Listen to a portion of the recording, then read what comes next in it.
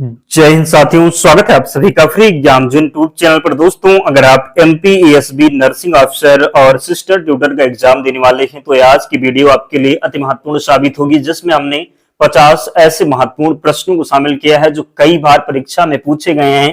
तो आपको सेशन में अंत तक बने रहना है और अंत में कमेंट करके जरूर बताना है कि 50 प्रश्न में आपसे कितने प्रश्न सही हुए। तो चलिए हम ताबड़तोड़ रिवीजन करते हैं। और अगर आप चैनल पर नए हैं तो चैनल को सब्सक्राइब करके बेल आइकन को जरूर प्रेस कर लें। पहला शानदार प्रश्न आपके स्क्रीन पर है। पूछा गया है कि हृदय का प्राथमिक पेसमेकर कौन है। क्या पूछा गया है? तो हृदय का प्राथमिक पेसमेकर कौन है? SA node, AB node, bundle of His, Purkinje तंतु। तो बताना है कि सही उत्तर क्या हो जाएगा। तो राइट आंसर इसका हो जाएगा एसए नोड। क्या होगा? तो हृदय का प्राथमिक पेसमेकर कौन है? सही उत्तर हो जाएगा एसए नोड। याद रखेंगे, गलती नहीं करेंगे। सामान्य सीरम सोडियम स्तर कितना होता है? सामान्य सीरम सोडियम स्तर आपसे पूछा गया है, तो जल्दी से कमेंट कीजिए और सही उत्तर बताइए। तो इसका राइट आंसर हो जाएगा 135 से 145 हो जाएगा, गलती नहीं करना है। तीसरा प्रश्न है, विटामिन बी12 की कमी से कौन सा एनीमिया होता है? विटामिन बी12 की कमी से कौन सा एनीमिया होता है? जल्दी से कमेंट कीजिए और सही उत्तर बताइए कि विटामिन बी12 की कमी से कौन सा एनीमिया होता है। याद रखेंगे, इसका जो राइट आंसर हो जाएगा क्या? तो सही उत्तर जो होने वाला है, जल्दी से आपको बताना है कि विटामिन बी12 की कमी से कौन सा एनीमिया होता है। क्या पूछा गया है? तो विटामिन बी12 की कमी से कौन सा एनीमिया होता है। राइट आंसर इसका हो जाएगा क्या? तो मेगालोब्लास्टिक एनीमिया हो जाएगा। सही उत्तर होगा मेगालोब्लास्टिक एनीमिया, गलती नहीं करना है। विटामिन बी12 की कमी से कौन सा एनीमिया होता है? तो सी ऑप्शन का चयन जिसने भी किया है सही उत्तर हो जाएगा। चौथा प्रश्न है, हेपेरिन का प्रतिविष क्या है? हेपेरिन का प्रतिविष क्या है? विटामिन के, नालोक्सोन, फ्लोमाजेनिल, प्रोटामिन सल्फेट। तो बताना है कि हेपेरिन का प्रतिविष क्या है। हेपेरिन का प्रतिविष हो जाएगा प्रोटामिन सल्फेट। क्या? तो प्रोटामिन सल्फेट इसका राइट आंसर हो जाएगा। क्या होगा? तो हेपेरिन का प्रतिविष क्या है? तो प्रोटामिन सल्फेट हो जाएगा। और आप में से बहुत से ऐसे साथी हैं जिन्होंने अब तक वीडियो लाइक नहीं किया है। निवेदन है आप सभी से, जल्दी से वीडियो को लाइक कर दीजिए और चैनल को सब्सक्राइब करना। डेली हमारे साथ जुड़िए, विश्वास रखिएगा आपके एग्जाम में एक भी प्रश्न यहां से बाहर नहीं जाएगा। बस आपको डेली हमारे साथ जुड़ना है। और इसकी पीडीएफ कहां मिलेगी? तो टेलीग्राम चैनल का लिंक डिस्क्रिप्शन बॉक्स में है, या फिर आप टेलीग्राम पर जाएंगे और सर्च करेंगे फ्री एग्जाम जोन, आपको चैनल मिल जाएगा। वहां पर आपको सारी पीडीएफ मिल जाएगी और आपके एग्जाम से पहले वहां पर हम सारे नोट्स प्रोवाइड करवाएंगे, जिसका रिवीजन करके आपको एग्जाम हॉल में जाना है। वो बहु प्रश्न मिलेंगे, तो टेलीग्राम चैनल को जरूर ज्वाइन करके रखना है। प्रश्न है कि मेटाबॉलिक एसिडोसिस में एवीजी का कौन सा पैटर्न पाया जाता है? क्या पूछा गया है? तो मेटाबॉलिक एसिडोसिस में एवीजी का कौन सा पैटर्न पाया जाता है। पीएच क्या हो जाएगा? तो बताना है आपको राइट आंसर क्या होगा।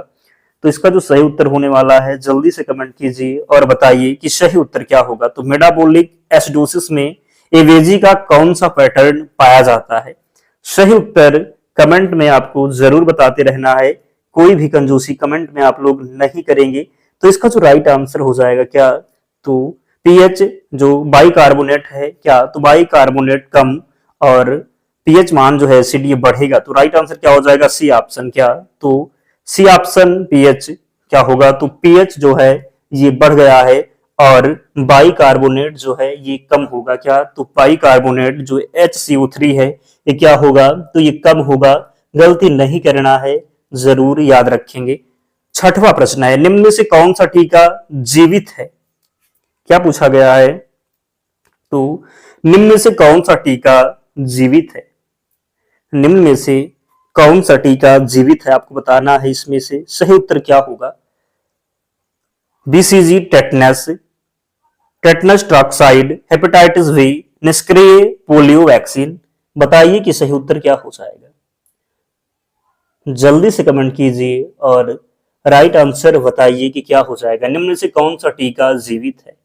निम्न में से कौन सा टीका जीवित है? राइट आंसर इसका हो जाएगा वीसीजी। क्या?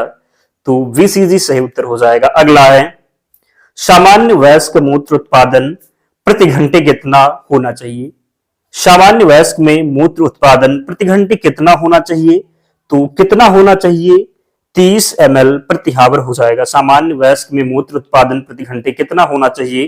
तो 30 ml प्रति हावर हो जाएगा। नेक्स्ट है, ग्लासगो कोमा स्केल का अधिकतम स्कोर कितना होता है? तो कितना होता है याद रखेंगे, डी ऑप्शन यानी कि 15 हो जाएगा। ग्लासगो कोमा स्केल का अधिकतम स्कोर कितना होता है?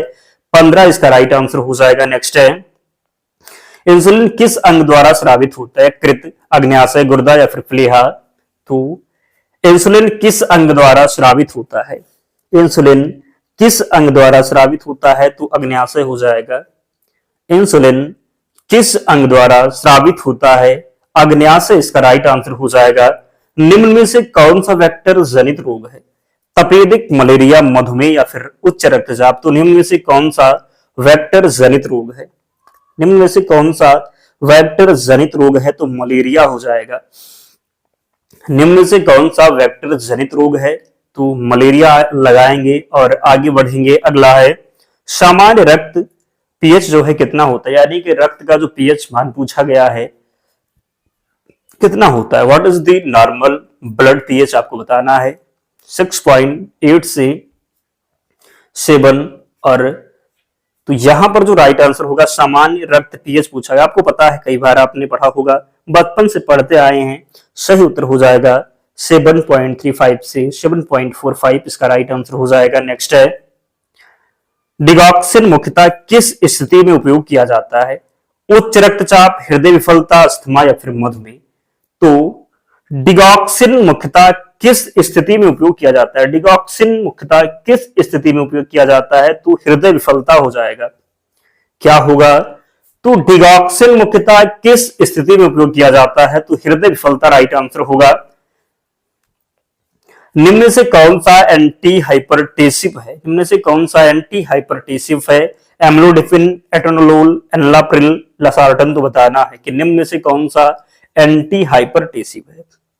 एंटी हाइपरटेसिव हो जाएगा सी ऑप्शन, एनलाप्रिल इसका राइट आंसर हो जाएगा। नेक्स्ट है, रिकेट्स किस विटामिन की कमी से होता है? रिकेट्स किस विटामिन की कमी से होता है? आपको पता है विटामिन ए से क्या होता है? रतौंधी।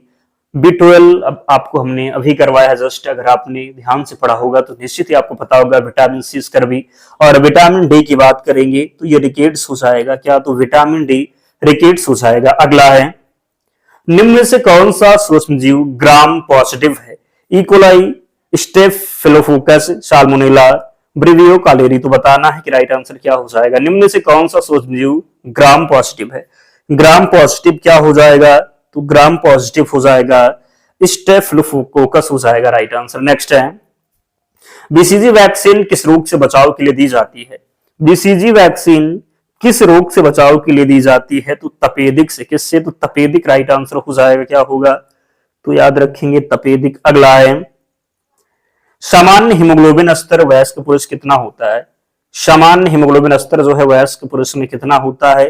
आपको पता होना चाहिए। राइट आंसर जो हो जाएगा 13 से 18 ग्राम प्रति डेल राइट आंसर होगा। नेक्स्ट है, निम्न से कौन सा हार्मोन पश्च पिट्यूटरी से स्रावित होता है? Growth hormone, TSH, ADH, ACTH? तो निम्न में से कौन सा हार्मोन पश्च पिट्यूटरी से स्रावित होता है? राइट आंसर जो इसका होने वाला है ADH हो जाएगा। क्या? तो ADH लगाएंगे और आगे बढ़ेंगे। नेक्स्ट है, निम्न से कौन सा एंटी को आंगुलेट मौखिक रूप से दिया जाता है? Heparin, warfarin, enoxaparin, dalteparin? तो बताना है कि निम्न से कौन सा एंटी कोआगुलेट मौखिक रूप से दिया जाता है? क्या हो जाएगा? तो राइट आंसर हो जाएगा वी ऑप्शन, वारफारिन हो जाएगा। क्या? तो वारफारिन। नेक्स्ट है, ORS का मुख्य कार्य क्या है? ORS का मुख्य कार्य क्या है? ORS का मुख्य कार्य क्या हो जाएगा? तो जल एवं इलेक्ट्रोलाइट संतुलन बनाए रखना। ORS का मुख्य कार्य है जल एवं इलेक्ट्रोलाइट संतुलन बनाए रखना। अगला है, पल्स ऑक्सीमीटर क्या मापता है? पल्स ऑक्सीमीटर रक्तचाप, ऑक्सीजन संतृप्ति, तापमान, रक्त शर्करा? पल्स ऑक्सीमीटर क्या मापता है? पल्स ऑक्सीमीटर मापता है ऑक्सीजन संतृप्ति। पल्स ऑक्सीमीटर क्या मापता है? तो ऑक्सीजन संतृप्ति इसका राइट आंसर हो जाएगा। पार्कलैंड फार्मूला का उपयोग किसके लिए किया जाता है? एंटीबायोटिक की मात्रा, द्रव पुनर्जीवन, कैलोरी आवश्यकता, दर्द निवारक की मात्रा। तो पार्कलैंड फार्मूला का उपयोग किसके लिए किया जाता है? पार्कलैंड फार्मूला का उपयोग किसके लिए किया जाता है? किसके लिए किया जाता है? तो राइट आंसर हो जाएगा द्रव पुनर्जीवन के लिए। पार्कलैंड फार्मूला का उपयोग किसके लिए किया जाता है? तो द्रव पुनर्जीवन हो जाएगा। अगला है, निम्न से कौन सा रोग असंक्रामक है? खसरा, मलेरिया, मधुमेह या फिर तपेदिक। तो निम्न से कौन सा रोग असंक्रामक है? क्या हो जाएगा? तो सी ऑप्शन मधुमेह हो जाएगा। क्या होगा? तो सी ऑप्शन इसका मधुमेह हो जाएगा। अगला है, निम्न से कौन सा हार्मोन रक्त में कैल्शियम के स्तर को बढ़ाता है? कैल्सिटोनिन, पैराथायराइड हार्मोन, इंसुलिन या फिर थायरॉक्सिन। तो निम्न में से कौन सा हार्मोन रक्त में कैल्शियम के स्तर को बढ़ाता है? कौन सा हो जाएगा? तो इसका जो राइट आंसर हो जाएगा पैराथायराइड हार्मोन। अगला है, हाइपोग्लाइसीमिया का सामान्य लक्षण क्या है? प्यास, पसीना, बहुमूत्रता, वजन बढ़ाना। तो हाइपोग्लाइसीमिया का सामान्य लक्षण क्या है? क्या हो जाएगा? तो पसीना हो जाएगा। हाइपोग्लाइसीमिया का सामान्य लक्षण क्या है? तो पसीना हो जाएगा। नेक्स्ट है, हृदय चक्र में डायस्टोल की अवधि क्या होती है? हृदय चक्र में डायस्टोल की अवधि क्या होती है? तो हृदय चक्र में जो डायस्टोल की अवधि है ये कितना हो जाएगा? तो 0.5 सेकेंड इसका राइट आंसर हो जाएगा। नेक्स्ट है, निम्न में से कौन सा लक्षण हाइपरकैलेमिया में पाया जाता है? निम्न में से कौन सा लक्षण हाइपरकैलेमिया में पाया जाता है?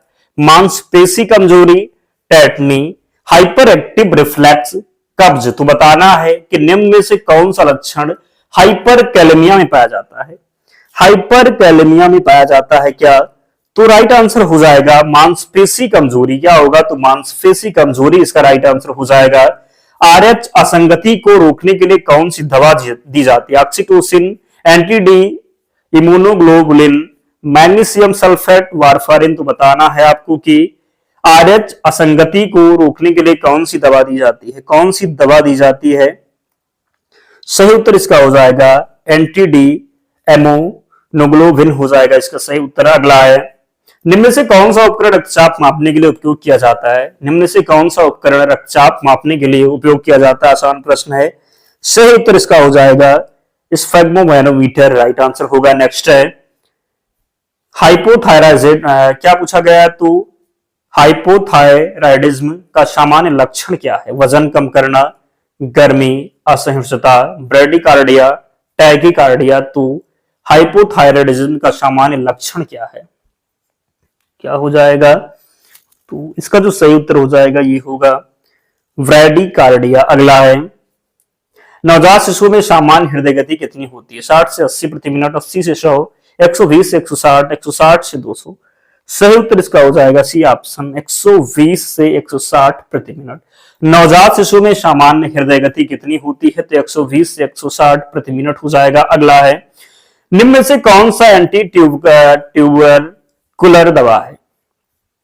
Amoxicillin, isoniazid, azithromycin, ceftriaxone. तो निम्न में से कौन सा एंटी ट्यूबरकुलर दवा है? क्या हो जाएगा? तो राइट आंसर हो जाएगा आइसोनियाजिड इसका सही उत्तर है। अगला है, ग्लोमेरुलर फिल्ट्रेशन रेट का सामान्य मान कितना होता है? 30 से 60 ml प्रति मिनट, 60 से 90 ml, 90 से 120, 120 से 150। तो बताना है कि ग्लोमेरुलर फिल्ट्रेशन रेट का सामान्य मान कितना होता है? कितना होता है? तो सी ऑप्शन हो जाएगा 90 से 120 ml प्रति मिनट हो जाएगा। अगला है, निम्न से कौन सा हार्मोन प्रसव को प्रेरित करता है? Progesterone, oestrogen, oxytocin, prolactin. तो निम्न से कौन सा हार्मोन प्रसव को प्रेरित करता है? Progesterone, oestrogen, oxytocin, prolactin. निम्न से कौन सा हार्मोन प्रसव को प्रेरित करता है? प्रसव को क्या हो जाएगा? तो सी ऑप्शन होगा ऑक्सीटोसिन। क्या हो जाएगा? तो सही उत्तर हो जाएगा ऑक्सीटोसिन। अगला है, एचआईवी का प्रमुख संक्रमण मार्ग क्या है? वायु द्वारा, दूषित जल, रक्त एवं शारीरिक द्रव, कीट काटने से। तो एचआईवी का प्रमुख संक्रमण मार्ग क्या है? एचआईवी का प्रमुख संक्रमण मार्ग हो जाएगा रक्त एवं शारीरिक द्रव। अगला है, निम्न से कौन सा विटामिन रक्त के थक्के भरने में सहायक होता है, आपको पता है विटामिन के हो जाएगा। ब्रोंकियल अस्थमा में प्रथम पंक्ति की दवा कौन सी है? Salbutamol, prednisolone, theophylline, montelukast. तो ब्रोंकियल अस्थमा में प्रथम पंक्ति की दवा कौन सी है, कौन सी हो जाएगी? तो याद रखेंगे जो सही उत्तर इसका हो जाएगा ये होगा साल्ब्यूटामोल। नेक्स्ट है, निम्न में से कौन सा जीवाणु टाइफाइड का कारण बनता है? Staphylococcus, salmonella typhi, Streptococcus, Clostridium. तो बताना है कि निम्न में से कौन सा जीवाणु टाइफाइड का कारण बनता है? टाइफाइड का कारण बनेगा साल्मोनेला टाइफी। अगला है, प्रसव के तीसरे चरण में क्या होता है? गर्भाशय जीवा का प्रसार, शिशु का जन्म, प्लेसेंटा का निष्कासन, भ्रूण का अवतरण। तो प्रसव के तीसरे चरण में क्या होता है? प्रसव के तीसरे चरण में क्या होता है? तो सी ऑप्शन हो जाएगा प्लेसेंटा का निष्कासन। क्या? तो प्लेसेंटा का निष्कासन। अगला है, निम्न में से कौन सा परीक्षण यकृत की कार्यक्षमता का आकलन करता है? Serum creatinine, SGPT, blood urea, serum amylase. तो निम्न में से कौन सा परीक्षण यकृत की कार्यक्षमता का आकलन करता है? क्या हो जाएगा? सही उत्तर हो जाएगा एसजीपीटी-एलटी, इसका राइट आंसर है। नेक्स्ट है, मैग्नीशियम सल्फेट का उपयोग मुख्यतः किस स्थिति में किया जाता है? एनीमिया, एक्लेम्पसिया, मधुमेह, अस्थमा। तो मैग्नीशियम सल्फेट का उपयोग मुख्यतः किस स्थिति में किया जाता है, किसमें किया जाता है?